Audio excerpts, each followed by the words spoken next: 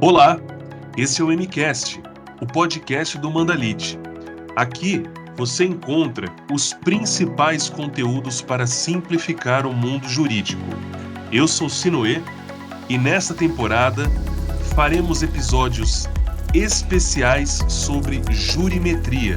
Nós estamos aqui com a gerente jurídica e especialista em jurimetria do Mandalite, Marina Curi. Tudo bem, Marina? Olá, bom dia, Sinoê. Antes de mais nada, Marina, você como especialista, por que você entende que é importante dividir em módulos a jurimetria? Módulos jurimétricos, módulos de estratificação de dados, né, segmentados pela necessidade da informação.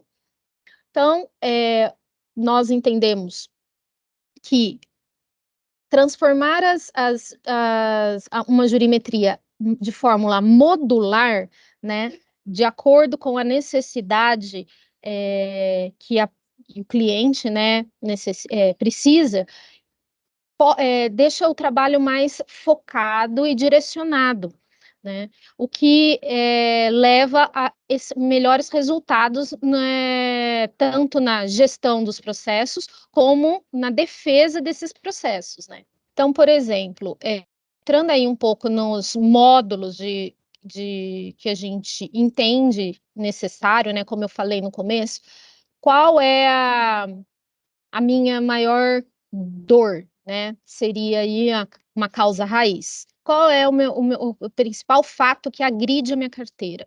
Então, a gente menciona aí que é a causa raiz do problema, né? Qual é a causa raiz do meu problema?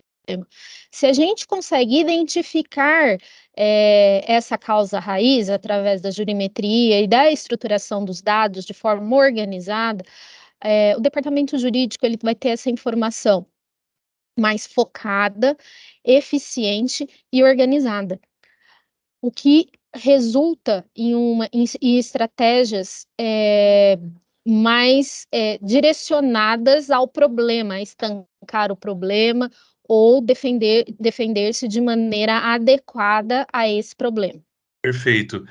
Então, Marina, como você já está até trazendo para nós aí sobre o módulo causa raiz com um exemplo, vamos começar então por esse módulo. Causa raiz, em termos gerais, como funciona esse módulo de jurimetria? Esse módulo, né, ele procura identificar, né, e expor a causa de maior incidência processual e impacto financeiro dentro de uma empresa. Consequentemente, na identificação dessa causa de maior incidência, a gente consegue entender os motivos que levaram esse autor a acionar a empresa, as linhas de ações e, consequentemente, provocar mudanças no processo interno da empresa, né, com o objetivo de reduzir o impacto no resultado final, né, da empresa. Legal, Marina. A gente depois vai até trazer os exemplos assim de forma mais explicada, mas para quem está nos ouvindo,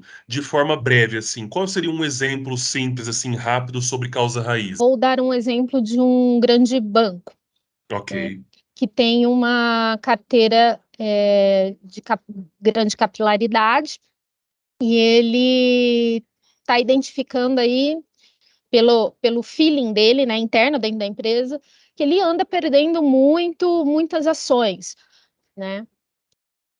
Aí o que que a gente pode fazer para identificar o porquê que ele está perdendo essas ações? A gente segrega uma parte dessa carteira, onde há a maior perda de ações, e identifica, estrutura dentro dessas ações quais foram individualmente, né? Cada ação, você tenta identificar qual é o motivo que levou o consumidor aí, né, o autor da ação, a ajuizar uma ação contra esse banco. Então, a gente identifica a causa e identifica o motivo dessa causa. E aí, fazendo uma relação, né, de todas essas causas, de todos esses motivos, com o resultado das decisões, né, quando as sentenças forem proferidas, a gente consegue identificar aí qual é a causa de maior impacto financeiro para a empresa, entendeu? Aonde está sendo o problema, identificar onde está sendo o problema daquela carteira. Muito bom, Marina. Eu acho que deu para a gente ter um overview aí de como utilizar o módulo, né? E Isso. passando na sequência, diga para a gente um pouco mais também sobre o módulo de subsídios. O módulo de subsídios é um módulo que persegue um resultado.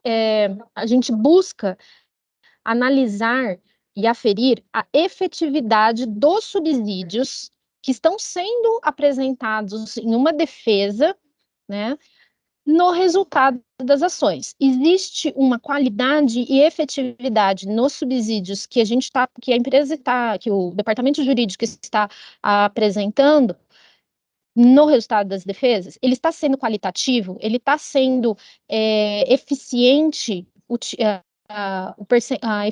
eficiente no resultado da defesa, no resultado da ação, porque é o seguinte, você pode juntar várias provas, vários argumentos, né?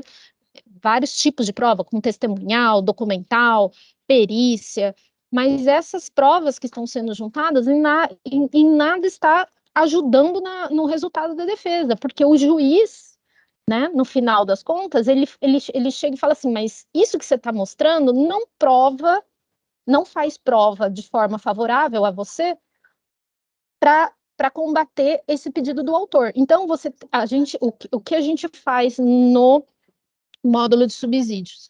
A gente afere a efetividade e qualidade dessas provas no resultado final das ações, se elas estão sendo eficientes ou não. Muito bom.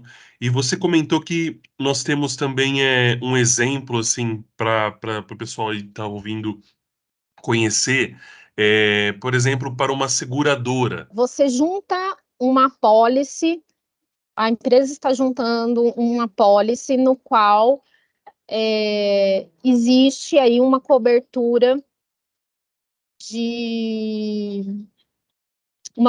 para incapacidade, né? A pessoa ficou incapaz, né? E dentre lá a cobertura tem uma cláusula pequenininha com uma observação que essa incapacidade ela não pode, ela tem que ser permanente e é, e que incapacite de fato a pessoa. A pessoa não consegue executar nenhuma atividade que não seja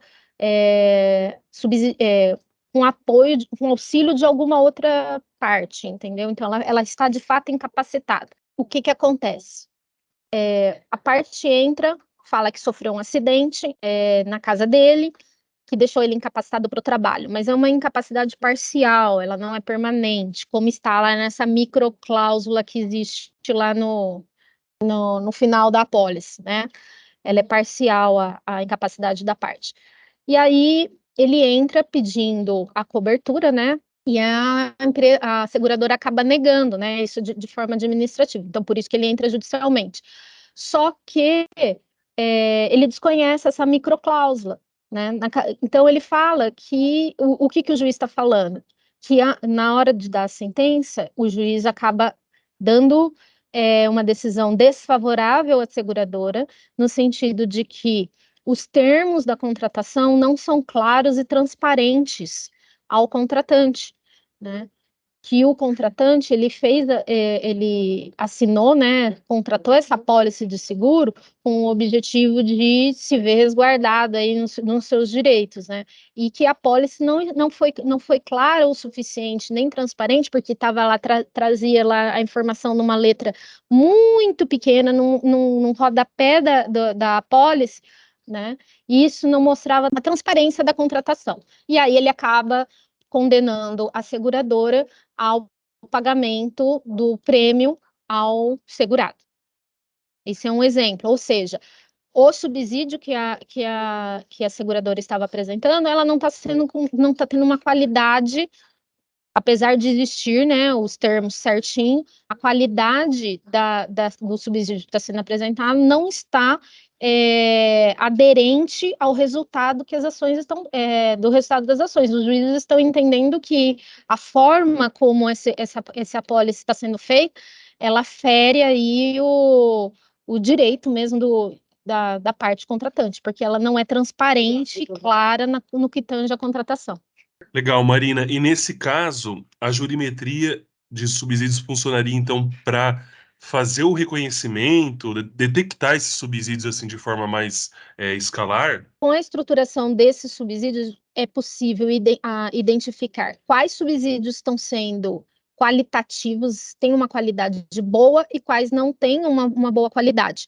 E aí, nos subsídios que não possuem uma boa qualidade, a jurimetria ela consegue sugestionar possíveis planos de ação no ajuste desses subsídios para apresentação nas posteriores defesas e obtenção de resultados mais eficientes a longo e médio prazo. Perfeito, Marina. E para a gente chegar então ao último módulo, comenta um pouco para nós sobre parte ofensora. Quando se fala em parte ofensora, normalmente a gente está falando de advogados ofensores, né? Porque existe uma prática dentro do judiciário que se chama litigantes predatórios, advogados aí que entram com ações em massa, né? Então, dentro dessa jurimetria de parte ofensora, ela é possível identificar as partes e os advogados recorrentes nos processos, né? Avaliando reiterados ajuizamentos de ações, eventuais fraudes, a identificação do modus operandi dessas partes, né? E aí traçar planos para acabar com esse tipo de coisa, né? Evitar esse tipo de coisa. E agora, caminhando para o final do nosso episódio, uma empresa, vamos dizer assim, de telecomunicação, né? Como seria o caso da gente utilizar o módulo de parte ofensora e também os outros módulos de jurimetria? Bom, vamos usar como exemplo um escritório que possui uma carteira de uma empresa de comunicação, de telecomunicação, e começa a observar que começam a existir uma entrada muito grande de ações em uma determinada região, né, numa localidade específica, com valores expressivos, bastante expressivos para uma carteira de telecomunicação, né, uma carteira trabalhista, né? Aí eu vou dar uma pimentada para uma carteira trabalhista de empresas de telecomunicação com valores muito altos, expressivos. O que não era o perfil dessa carteira, né? Sair um pouco aí da régua de processos que a empresa costumava receber. Então, o que é que está acontecendo nesta carteira? Já acende um pisca-alerta. O que está acontecendo nessa carteira? Com a estruturação de todos os dados desses processos, né? Quem é o advogado, os valores, os pedidos que estão sendo realizados nas ações, o nome das partes, né? Todos os dados possíveis de estruturação. É possível identificar que um eventual fraude, né, existente aí dentro de toda dessa carteira de processos. Existe sim uma captação ilícita dentro da carteira, né? E com base em todos esses dados que são estruturados, né, e a identificação dessa captação ilícita, essa possibilidade, esse indício de eventual fraude, né, contra a empresa empresa de telecomunicação, o levantamento dessas informações, de todos esses dados, eles servem de elementos para a defesa, e assim a gente desconstrói no judiciário, né, perante ao juiz, toda essa estruturação desse esquema, né, de fraude contra a empresa. Sensacional, Marina. É isso, né? A jurimetria aí resolvendo aí a vida das empresas e conseguindo aí poupá-las tanto desses esquemas fraudulentos assim, também como potencializando as operações, né? Tanto de departamentos quanto de escritórios. Marina, eu queria agradecer a sua participação, a sua presença aqui no MCast em mais um episódio. Foi um prazer tê-la aqui conosco. A Marina, para você que está ouvindo, vai aparecer em mais episódios, é a nossa especialista em jurimetria do Mandalite. Para qualquer dúvida, sugestão ou crítica, escreva para nós. Tem as nossas redes sociais aí também na descrição do episódio. E até a próxima com mais informações e mais conteúdo relevante sobre jurimetria aqui no MCast. Até a próxima. Até a próxima. Muito obrigada.